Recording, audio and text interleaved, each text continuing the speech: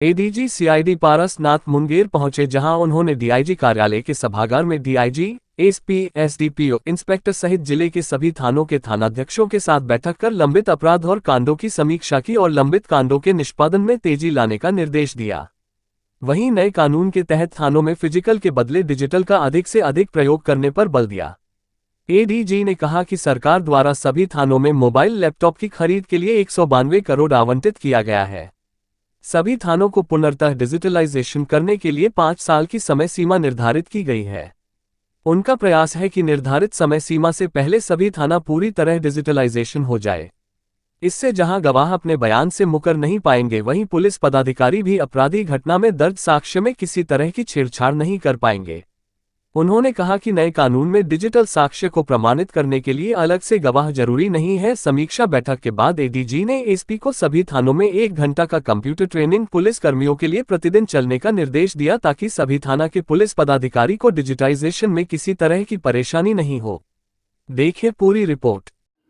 Police महानिदेशक बिहार ने एक आदेश निर्गत किया हुआ है और उस आदेश के आलोक में अलग अलग जिलों के अलग अलग पदाधिकारियों को प्रभारी बनाया गया है। उसी आदेश में यह भी निर्धारित है कि हम लोगों को क्या क्या चीज़ों की समीक्षा करनी है या उसकी जानकारी लेनी है। तो मैं उस आदेश के तहत मुंगेर जिले का प्रभारी बनाया गया हूँ। उसी के लिए मैं आज यहाँ आया था और जो बिंदुवार हम लोगों को निर्देश दिए गए हैं, उसमें से मैंने आज अपराध और कांड, इन चीज़ों से संबंधित जो मामले हैं उनकी समीक्षा किया। पदाधिकारियों से मैंने जानकारी लिया।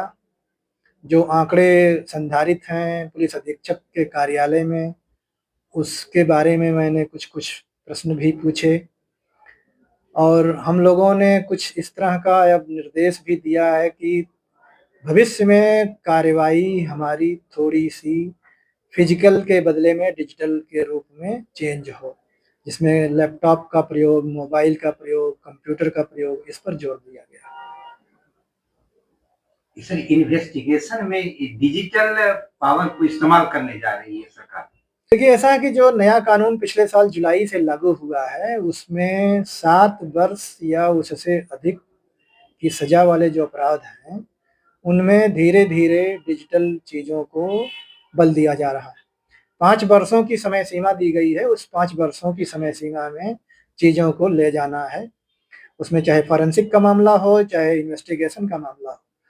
इसी के तहत बिहार राज्य में सरकार ने हम लोगों को मोबाइल और लैपटॉप खरीदने के लिए जो योजना थी, उसे स्वीकृत किया और 192 करोड़ रुपए का आवंटन भी दिया। तो उस आवंटन के आलोक में लैपटॉप और मोबाइल का क्रय किया जा रहा है और अब इस लैपटॉप और मोबाइल का उपयोग भी किया जाना है, इसी पर ध्यान दिया जा रहा है। इससे बेनिफिट क्या हो? इसमें बेनिफिट 2-3 तरह की चीज़ें होती हैं।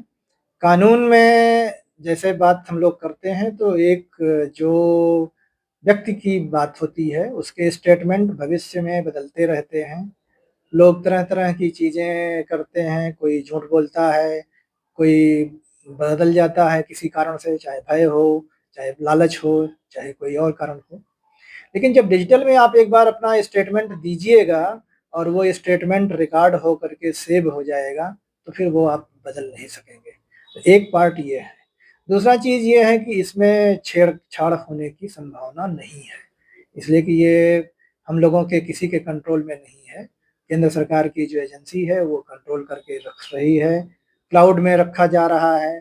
तो हमारे पास एक्सेस ज़रूर होता है कि हम उसे देख सकते हैं, लेकिन उसमें कोई हम लोग छेड़छाड़ या कोई भी पदाधिकारी, कर्मी, इवन मतलब जो आम आदमी है, कोई इसमें कुछ नहीं कर सकता। इसका ये फ़ायदा है।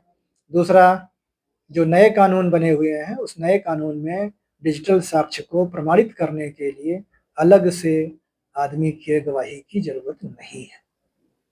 सर, पुलिस की यह भविष्य की बात है, लेकिन मुझे जितनी जानकारी है उसके हिसाब से आप मान करके चल सकते हैं कि 1 साल अगर काम किया जाएगा, तो कम से कम 3 गुना का अंतर आएगा, 3 टाइम्स मिनिमम। उसके बाद तो आगे देखा जाएगा कितना होगा। यानी ये कहा जा सकता है सर कि आने करने पर देखिए, अभी इसमें समय लगेगा। अब जब आप प्रोसिक्यूशन की बात करेंगे तो इसमें हमारे अलावा न्यायालय की भी बात आएगी, सरकारी वकील जो होते हैं, अभियोजक जिसे बोलते हैं, लोक अभियोजक बोलते हैं, उनकी ज़रूरत पड़ेगी और प्राइवेट जो वकील हैं, उनकी भी ज़रूरत पड़ेगी। इन सारे लोगों की ज़रूरत है, इनके साथ ही जब हम लोग चल पाएँगे, तब जा कर के कुछ अंतर बहुत आएगा। और ये टेक्नोलॉजी आने का ये अर्थ नहीं है कि बाकी गवाही बंद हो जाएगी, बाकी गवाही भी होगी, लेकिन उसकी आवश्यकता नहीं रहेगी या कम आवश्यकता होगी।